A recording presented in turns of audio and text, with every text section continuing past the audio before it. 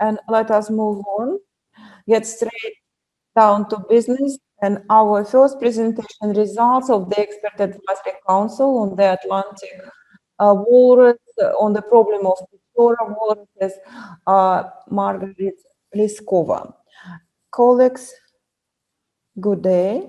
My presentation is devoted to the most recent Expert and Advisory Council. What are the major aspects that we considered? I will try to be brief, stick to this 10 minutes.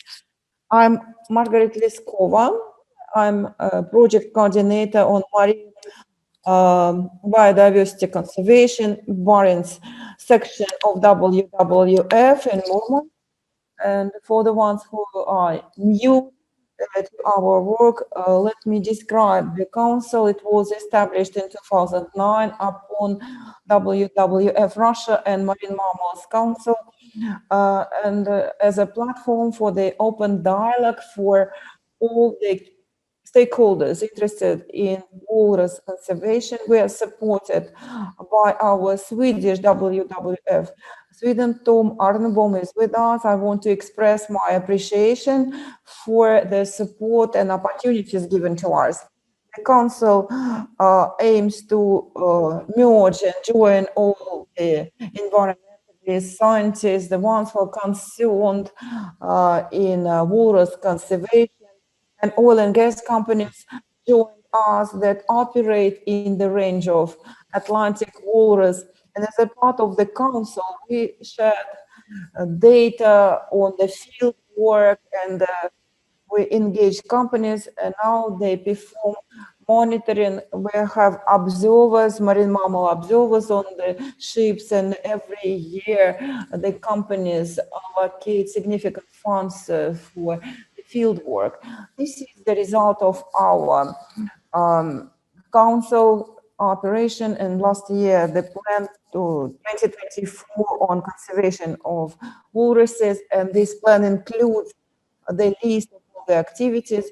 It was prepared by the Endangered Species Committee and the Ministry of Natural Resources.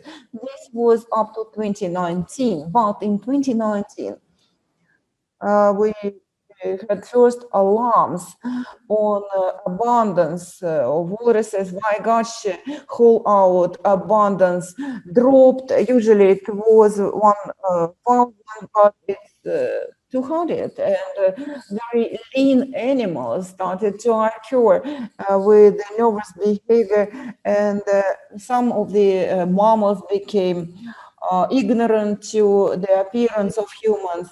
Apathy observed, and in 2020 in Vyagache it repeated. We had more depleted, very thin, lean walruses. Normally it's a big, they look like a big sack with the head, and now there is a waist, there is a neck, obvious. They are very lean, and they do not respond to appearance of humans. We decided to keep extraordinary meeting of the council and discuss why animals behave and look in that way. 11th of February, we had an extraordinary meeting online. We brought together the experts. We wanted to discuss the possible reasons for such deterioration of the status in walruses and decide what are the priorities, and put together the team of specialists to tackle these tasks. And also interactions with the oil and gas companies.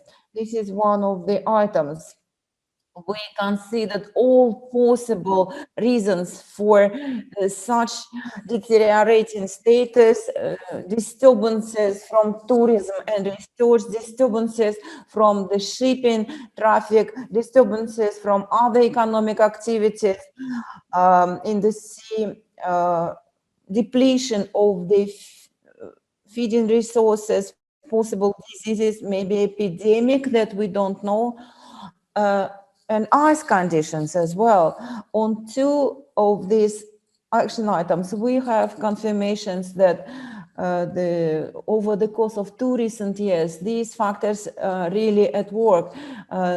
shipping intensified dramatically, and we have non-official confirmations that the shipping got increased by several times due to instruction of the president to increase the Northern Sea route traffic, and we see that walruses and Pechorskih Sea, they prefer to come to a very small part of the water zone, which is free, relatively free from the shipping traffic and ice conditions.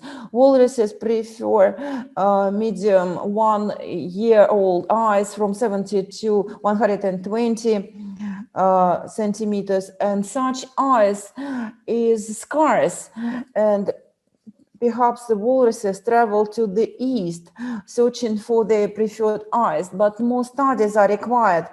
And we came up with the resolution of our meeting to continue regular monitoring of walruses in Pechorskih Sea, and we need to consider the fatness of animals and their physical status.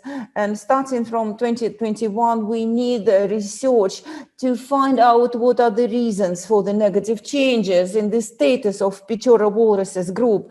And priority activities are designed analysis of anthropogenic load using the data from satellite. We need to see the change in the load and do it month-wise to see what kind of ships are traveling through Pechorskih Sea.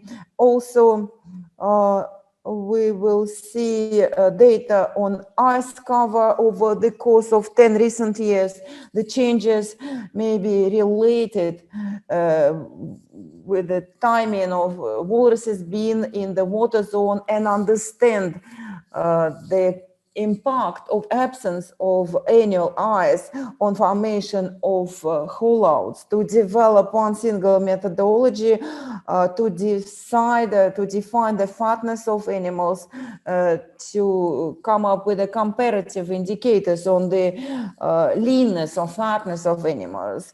Camera traps to be used to understand how often the tourists come to the hollouts, to see the significance of these tourists factor. Also forage resources for the walruses. Perhaps we under account some of the food resources. So far, the Bentos analysis shows no changes, but we still believe that can be a change that is not noticed by us. We need to do diving activities that are costly. We need to understand how often the walrus dives. It can be done with the sensors that are installed on the satellite tags to see whether walruses are diving more often, to come up with one single checklist of biological material that need to be selected by biopsy. I mean, to see whether an epidemic is running in the animals, to identify possible infection, and prepare a methodology of opening the walruses to see the causes of mortality and what is the health status. And also we decided to send an official request to 3 biggest companies operating in the walrus range, Rosneft, Lukoil, Gazprom, Shelf, to provide information on specific activities performed in Pechorskih Sea over the course of 2 recent years, because we so far are unaware what the companies did. Perhaps it impacted the status of the walruses. And the last but not the least point, to present to the experts of our advisory council the draft of technical mission to perform 3-year monitoring of walruses, and they are waiting for our comments based on our data to arrive on exact reasons behind these negative changes happening in walruses in Pechorskih Sea. I believe I'm good with time, and Margaret, thank you for the presentation and for. But we don't have time for questions.